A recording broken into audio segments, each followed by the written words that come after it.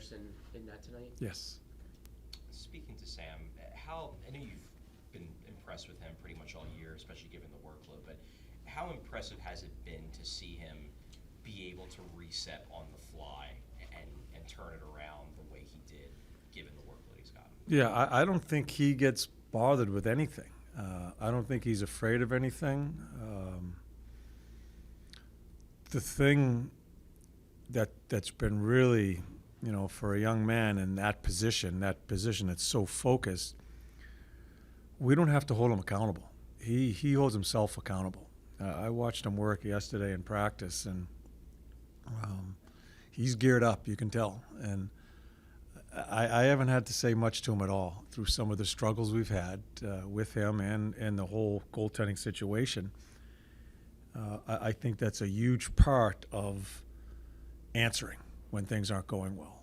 And like you say, on the fly, he's accountable. I'm not in the conversations with him and Dilly, but I watch how he handles himself, and I think that's a big reason why next day he attacks it, and he knows where he needs to get get his game back. Would you say that mental toughness and that personal accountability is kind of an example for other players on the team, especially other young guys too? Yeah, I think so. I think when you develop a team and you have a lot of young guys, I think watching other people is very important. And to me, this is a different level of a situation because it's the goaltender, and it's Philly. I mean, this place is nuts as far as the goaltending situation that's gone on here for years, and the pressure that comes with it. For some of and he's got some buddies. They're all the young kids hang out together.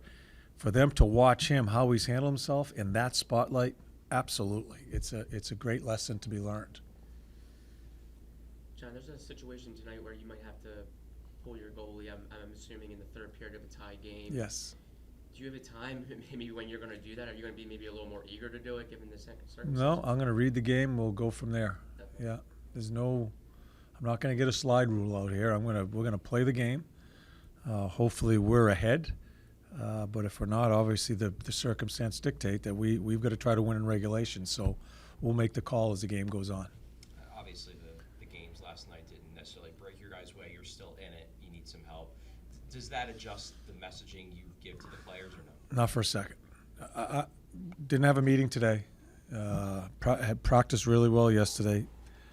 Nothing needs to be said. I'm proud of the team. That was my message prior to the Ranger game. Was let's just be proud of ourselves and get this to Tuesday and see where we go. And I'm proud of the team, how they've handled themselves, even through some of the bumps we've had at the end of the year. They've stayed together and they've tried to figure it out, and now they get to play game 82 that means something.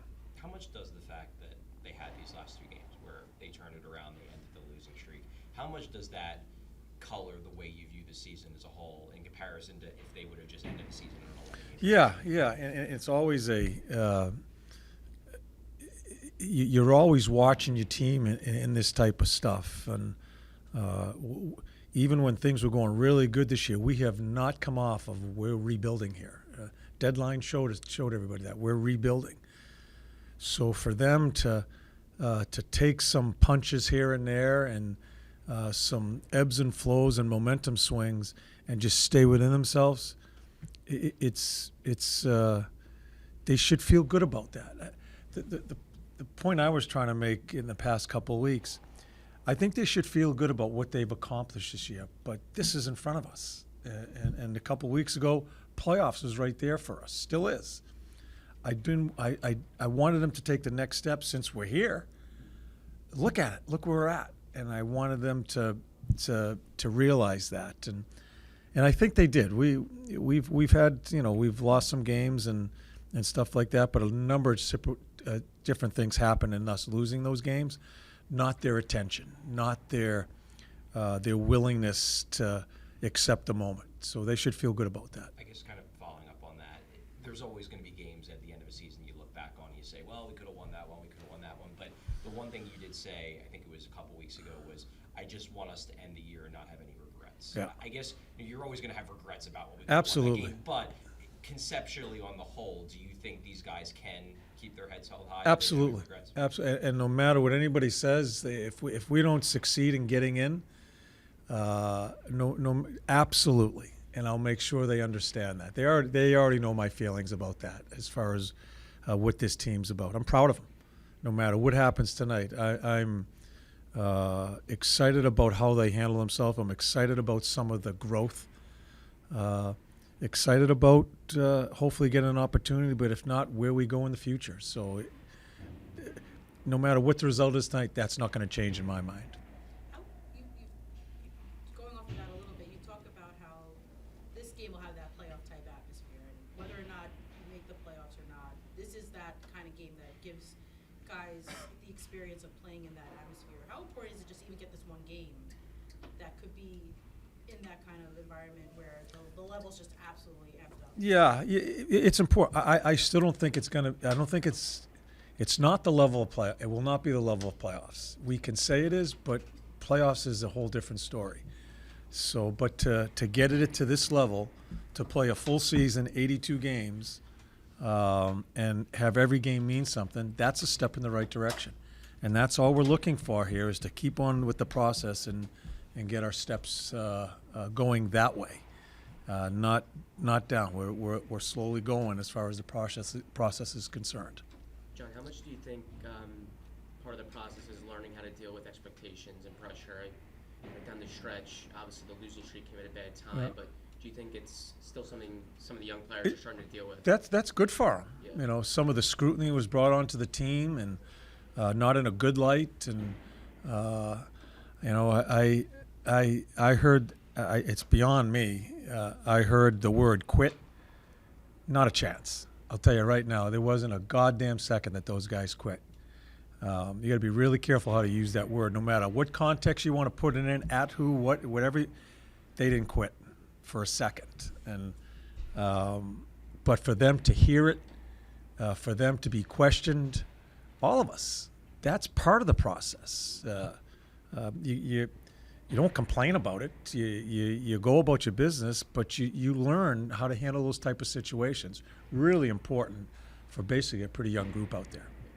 This may be a basic question then, but when you say it's not going to be a playoff type of game, I guess what quantifies that? Like what changes? Because we're not in the playoffs.